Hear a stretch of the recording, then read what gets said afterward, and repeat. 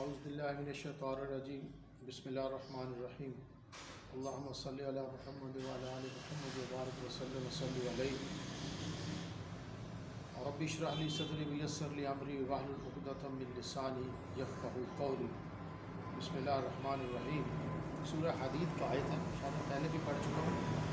اعلموا انما الحیات الدنیا لعب ولہو وزینۃ وتفاخر بینکم وتکاثر فی الاموال والاولاد۔ اعلموا، جان رکھو کہ دنیا کی جو زندگی ہے یہ تو بھئی کھیل اور تماشا ہے، اور آپس میں ضدیں لگی ہوئی ہیں، مال جمع کرنے کی، اولادوں میں بڑھ جانے کی، مال میں بڑھ جانے کی، پھر انہیں بڑھا چڑھا کر ان پہ بیٹھ کے فخر کرنا، اور جو چیز ہے ہی فانی ہے ابھی اس پہ فخر کیسا؟ یہ آپ کی ملک تو ہے نہیں، نہ آپ کی ملکیت ہے۔ اس رویے کی یہاں مذمت کی گئی ہے۔ آگے فرمایا گیا ہے وَتَقَاصُرُ فِي الْأَمْوَالِ وَالْأَوْلَادِ كَمَثَلِ غَيْثٍ أَعْجَبَ الْكُفَّارَ نَبَاتُهُ ثُمَّ يَهِيجُ فَتَرَاهُ مُصْفَرًا ثُمَّ يَكُونُ حُطَامًا وَفِي الْآخِرَةِ عَذَابٌ شَدِيدٌ وَمَغْفِرَةٌ مِّنَ اللَّهِ وَرِضْوَانٌ وَمَا الْحَيَاةُ الدُّنْيَا إِلَّا مَتَاعُ الْغُرُورِ۔ اور دنیا کی زندگی تو محض جو ہے یہاں بتایا گیا ہے یہی ہے کہ مال دغا کا، یعنی کہ متاع الغرور کہا گیا ہے کہ یہ فریب ہے۔ ومل حیات الدنیا اللہ، اس کا مطلب یہ دوستو دیکھیں، اس کی ناپائیداری کو دنیا کی، یہ بڑی قابل غور بات ہے۔ مثال دی ہے کہ کھیتی ہے، بارش ہوتی ہے، کھیتی پیدا ہوتی ہے، وہ لہلہاتی ہے، نباتات اپنے جوبن پہ آتے ہیں، اس کے بعد کیا ہے، اس فصل کا، اس نباتات کا رنگ زرد پڑ جاتا ہے، اسے کاٹ لیا جاتا ہے، اور اس کے بعد وہ چورا چورا ہو جاتی ہے۔ سارا کاٹیں گے تو چورا چورا ہو جائے گا۔ یہ اس زندگی کی مثال دی گئی ہے، اور متاع الغرور یہ فریب اور دھوکہ ہے۔ اور اس کی اصل ترجمہ یہ ہے، اس کی جو ایکسپلینیشن ہے کہ جس بندے نے دنیا کی زندگی کو عیش و عشرت، طرب، رنگینی کا ذریعہ بنا لیا، بھی اس نے تو اس سے فریب کھا لیا نا۔ اور جس نے اس دنیا کی زندگی کو ذریعہ بنایا آخرت کے حصول کا، اس کے لیے یہ کامیابی کی ضمانت، اس کے لیے کامیابی کا پروانہ اسے دلائے گی۔ بس یہی بات سمجھنے کی ہے۔ اب دیکھیں نا، ابھی سورہ بینات میں پڑھ رہا تھا، میں نے کہا آپ سے بھی شیئر کروں، اس میں لکھا وَمَا تَفَرَّقَ الَّذِينَ أُوتُوا الْكِتَابَ مِن بَعْدِ مَا جَاءَتْهُمُ الْبَيِّنَاتُ وَمَا أُمِرُوا إِلَّا لِيَعْبُدُوا اللَّهَ وَالْمُخْلِصِينَ لَهُ الدِّينَ حُنَفَاءَ وَيُقِيمُوا الصَّلَاةَ وَيُؤْتُوا الزَّكَاةَ وَذَلِكَ دِينُ الْقَيِّمَةِ۔ بھائی انہوں نے کیا کیا؟ وَمَا تَفَرَّقَ الَّذِينَ أُوتُوا الْكِتَابَ، اہل کتاب کے متعلق جنہیں کتاب دی گئی تھی، انہوں نے واضح حقائق آنے کے بعد اس میں تفرقے ڈالے، باغی ہو گئے، ضد، اناد، مفادات کی غرض سے، جبکہ ہم نے تو انہیں حکم دیا گیا تھا، انہیں حکم دیا تھا وَمَا أُمِرُوا إِلَّا لِيَعْبُدُوا اللَّهَ، کہ وہ اللہ کی عبادت کریں، اور اللہ کی عبادت کریں، اللہ کے ساتھ کسی کو شریک نہ ٹھہرائیں، زکوٰۃ دیں، نماز قائم کریں۔ بتاؤ بھائی، زکوٰۃ، نماز کا قیام کرنا، اللہ کے ساتھ کسی کو شریک نہ ٹھہرانا، لیکن آگے فرما دیا گیا کہ جنہوں نے اللہ کے رسول کا، قرآن کا انکار کیا، جن میں یہودی، نصارہ، مشرکین، انہیں بدترین قرار دیا گیا، اور مومنین جنہوں نے اعمال صالح کیے اور یقین کی دولت سے، ایمان کی دولت سے جو مستفید ہوئے، اعمال صالح کیے، ان کے لیے جنت۔ اور یہ مومن تو میرے بھائیوں خانہ کعبہ سے بھی اور عرش سے بھی زیادہ درجہ ہے، بتاؤ، کیونکہ یہ مخلوقات ہے ساری، اور یہ مخلوق کو اتنا درجہ دیا گیا ہے۔ اب یہاں ایک زکوٰۃ کی بات آئی ہے، تو اللہ نے یہاں سورہ حدید میں جو دنیا کی بے ثباتی کا ذکر کیا نا، اس کے پیچھے اللہ کی راہ میں خرچ کرنے کا، بتاؤ، او اللہ کی راہ میں خرچ کرو، یہ خرچ کرنے کا ہو آر دا ریسیپینٹس، ایک لمبی بحث ہے۔ جیسے ادھر سورہ عادیات میں کہا گیا ان الانسان لربہ لقنوط، انسان اپنے رب کا ناشکر ہے۔ ایک بیماری بتا دی گئی، وَإِنَّهُ عَلَىٰ ذَلِكَ لَشَهِيدٌ وَإِنَّهُ لِحُبِّ الْخَيْرِ لَشَدِيدٌ۔ اس کی بیماری کی وجہ کیا بتائے گی؟ وہ مال سے بہت شدید محبت کرتا ہے، اور یہ خرچ نہیں کرتا، خرچ کرے گا تو شکر کرے گا، لہذا یہ اسے اس کنجوسی جو ہے اس کو دور رکھے گی۔ وہ بھی یہ مال کی محبت ہی ہے نا، اگر نہیں ہے تو انسان، اب دیکھو نا اپنی زندگیاں انہوں نے سوچ کے اسی کے لالچ میں، ہوس میں تباہ کر دی، اس کھیتی کی طرح چورا چورا اپنی زندگی کو کر دیا، کیا ملا؟ نہ عبادات میں لگ سکے، ایون کہ اس دولت کی ہوس غلام بنا دیتی ہے انسانوں کا۔ آپ خود میری بات کو سمجھو، کس سے وہ پیسے کے لیے انسانوں کا غلام بن جاتا ہے، ان کی غلامی اختیار کرنا شروع کر دیتا ہے، اپنی آخرت کو، اپنی اس طاقت کو جو اللہ نے اس کا بہترین مصرف کہا گیا کہ میرے دین کی خاطر صرف ہو، اس سے پیچھے ہٹ جاتا ہے۔ تو اصل میں یہاں ہی میں نے فوکسنگ پوائنٹ بنا دیا، زکوٰۃ تھا۔ بھئی زکوٰۃ تو، زکوٰۃ کے ساتھ اور صدقات ہیں، اس کے علاوہ اور بڑے ہی اس کے اندر جو نفلی صدقات ہیں، اس کا بڑا درجہ ہے میرے بھائیوں۔ وہ دین کی سربلندی کے لیے ہو، اور اس کے بہت مصارف ہیں، اس سے انسان کے دل میں اللہ کی محبت آتی ہے، وہ اللہ کا شکر ادا کرتا ہے۔ اور یہاں میں نے عقیدے کی بات کی ہے کہ اللہ کے ساتھ کسی کو شریک نہ ٹھہرانا۔ یاد رکھیے گا، اس کے اوپر آپ خود بھی عمل کریں، اس کو سیکھیں کہ اللہ کی، میں پڑھ رہا تھا اس میں کہ یہ باور کرانا کہ کوئی نبی یا فرشتہ اس کے اندر اللہ تعالیٰ کی صفات موجود ہیں، یہ تو کفر ہو جاتا ہے۔ آپ یقین، ہم نے تو انبیاء کو نبی بھیجا ہے، ان کا کام تو ایمان کی تبلیغ کرنا ہے، اور قطعاً ان کی کام نے یہ نہیں کہ لوگ ان کی عبادت کریں۔ یہود و نصارہ نبی پاک صلی اللہ علیہ وسلم کی خدمت میں آ گئے تھے، کہنے لگے کہ ہم چاہتے ہیں کہ نصارہ نے کہا تھا کہ ہم بھی عیسیٰ علیہ السلام کی طرح، جیسے کرسچن عیسیٰ کی پرستش کرتے ہیں، عبادت کرتے ہیں، آپ بھی کریں۔ آپ نے سختی سے منع فرما دیا۔ میں اس لیے نہیں آیا کہ میں لوگوں سے عبادت، کہنے کا مطلب یہ کہ اللہ کے ساتھ کسی کو شریک نہیں کرنا۔ جو اللہ کی صفات ہیں، اللہ ہے، وہ اس کی صفات میں کسی کو مشابہت دینا، یہ ایک لمبی بحث ہے۔ لہذا یہ آپ کا کام ہے، جس انسان سیکھتا ہے اسے غلطیاں ہوتی ہیں۔ اب میں نے کہہ دیا نا، جو اس طرح کا نظریہ کہ کفر کے قریب، اس کا مطلب یہ کفر ہو گیا۔ ہم سیکھ رہے ہیں، سیکھنے کے پروسیس میں جب انسان ہوتا ہے نا، اور ہدایت کا متلاشی ہوتا ہے، تو وہ اس کے لیے اللہ کے رحمت کے دروازے کھلے ہوتے ہیں۔ میں اکثر یہ آیت پڑھتا ہوں، وَمَا مَنْ آتا، جس نے عطا کیا، وَاتَّقَىٰ، اللہ سے ڈرا، وَمَا مَنْ آتا وَصَدَقَ بِالْحُسْنَىٰ، وَصَدَّقَ بِالْحُسْنَىٰ، یا جس نے نیکی کی، جو ہے تصدیق کی، نیک بات کی، فَسَنُيَسِّرُهُ لِلْيُسْرَىٰ، اللہ اس کے لیے آسانیوں کے راستے، صراط مستقیم کے راستے اس کے لیے آسان کر دیتا ہے، وہ اس کی طرف چلنا شروع کر دیتا ہے۔ تو یہ تو عقیدے کی درستی ہے۔ اور یہ انفاق فی سبیل اللہ، یاد رکھیے گا، یہ تو اللہ نے اسے ایک کاروبار قرار دیا ہے۔ یہ تم دو، یہ میری ہی ملک ہے، میں نے ہی تمہیں دیا ہے، میرا ہی، اپنے دیے میں سے مانگ رہا ہوں، چلو تم اپنا ہی سمجھ لو، تم میرے راستے میں خرچ کرو گے، میں بڑھا چڑھا کے دوں گا۔ یہ تو کاروبار کا اللہ نے ڈائریکٹ کہہ دیا ہے۔ اور مصیبتیں تو جو آنی ہے وہ تو آنی ہے، کیا تمہارا مال اور پیسہ دولت مصیبتوں کو روک لیں گی؟ وہ تو جب آنی ہے وہ تو ہمارے فیصلے ہیں۔ اس کو بھی کہہ دیا کہ تم صبر کرو۔ تو پھر یہ بھی بتا دیا کہ یہ دنیا تو چند روزہ ہے۔ اصل کئی میرے بھائی اس کا غلط مطلب لے لیتے نا، اصل میں یہ ہے کہ چند روزہ کا مطلب یہ ہے کہ اس کو نیکی کے لیے استعمال کرو، اس دنیا کو ایسے استعمال کرو کہ آپ کے لیے جنت بن جائے۔ آخرت کا حصول اصل چیز ہے، مقصد یہ ہے کہ جو ہیئر آفٹر وہ بیٹر ہے، یہ گڈ ہے، ایسے آپ اس کا اگر ترجمہ کریں نا۔ اگر یہ اس دنیا میں منہمک ہو گیا اور اس دنیا کا ہو گیا، اسی کے معاملات کی غلامی کرنا شروع کر دی اس کو، تو پھر وہ گیا، تو پھر یہ دنیا اس کے لیے دھوکہ بن گئی ہے، اس کا مقصد ہے۔ تو پھر ہمیں اس کے جو بھی معاملات ہیں، یہ آزمائش بھی ہے۔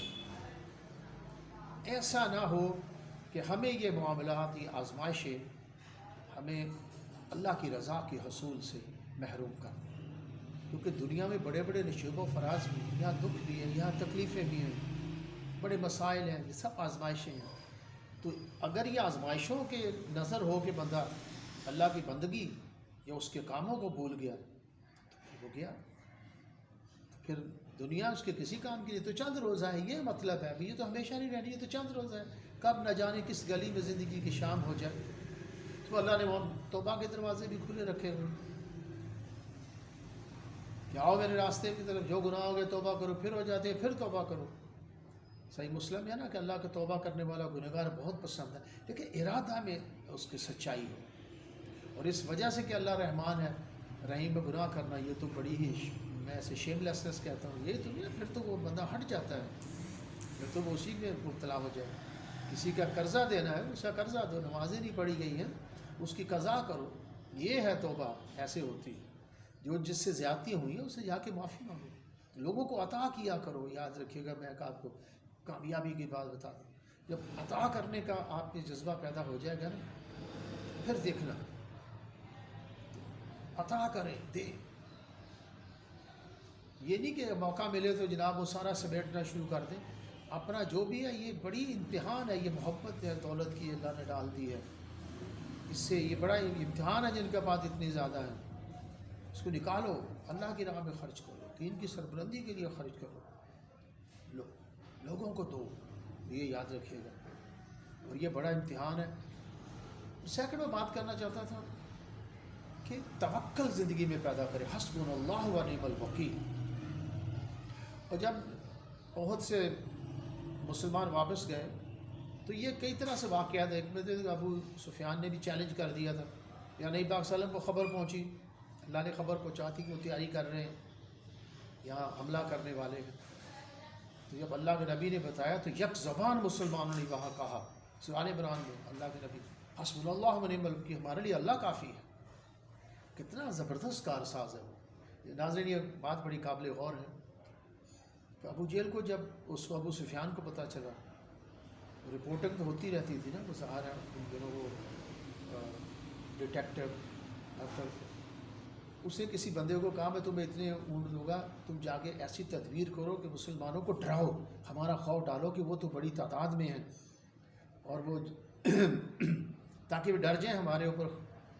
تو یہ بات سن کے ہی تو آیت جو ہے، ان کا جذبہ اور بڑھ گیا، ان کا ایمان اور بڑھ گیا، ان میں دلیری اور آ گئی، بزدلی نہیں آئی، بزدلی نہیں دکھائی، دلیری دکھائی، کیونکہ انہوں نے کہا کہ حسبنا اللہ و نعم الوکیل، ہمیں اللہ ہی پہ ہمارا توکل ہے، اللہ ہی ہمارے لیے کافی ہے، اور ہم اسی پہ ہی، وہ ایک بہت ہی زبردست کیا ہی خوبصورت وہ کارساز ہے، ڈسپوزر ہے، معاملات کو بنانے والا۔ بھائی یہ چلے گئے اسی مقام پہ، غالباً وہ جہاں بدر ہوئی تھی وہیں ہے، جو بھی اس کی بہرحال وہاں قیام کیا، وہ آئے ہی نہیں، وہ بھاگ گئے مسلمان۔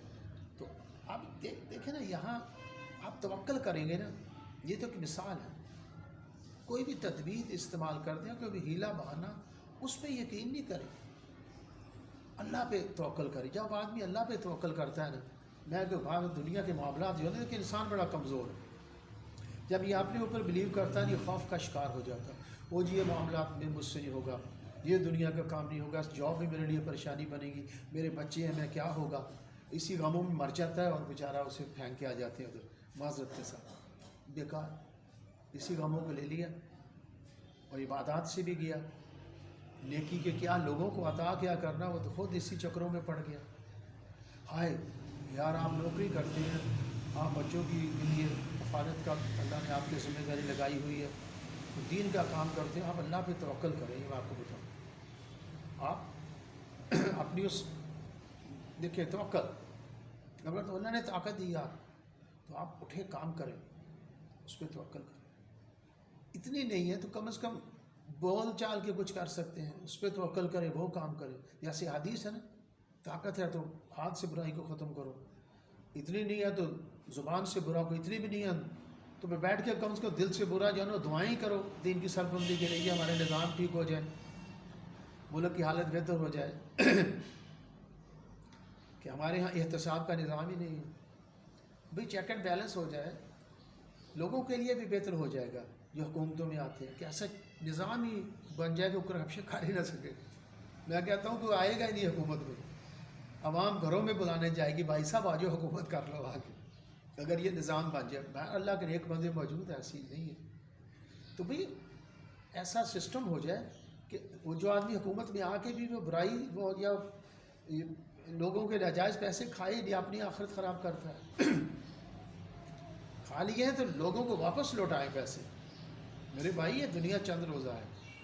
تو چیک اینڈ بیلنس کے نظام کے لیے جستجو کی جائے اگر طاقت ہے. اگر نہیں ہے تو کم از کم زبانی کلامی ہر طرح کے نیکی کے کام میں شرکت کریں. زکوٰۃ کا نظام بتاؤ کہ ہم نے تو ان کو کہا تھا جو اہل کتاب ہے یہ کام کرنا, اللہ کے ساتھ کسی کو شریک نہ کرنا, نماز قائم کرنا اور زکوٰۃ دینا. بتاؤ انہوں نے ان کو چھوڑ دیا. تو بھائی زکوٰۃ کا قیام میں تو یہی ہے نا کہ اگر میں کہتا ہوں کہ یہاں زکوٰۃ کا نظام زبردست ہو جائے نا کنٹری کے اندر, کوئی غریب نہیں رہے, کیونکہ غربت کی وجہ سے بہت خرابیاں پیدا ہوتی ہیں. تو جب آپ ایک تو اس کا حل میں بتاؤں توکل کریں.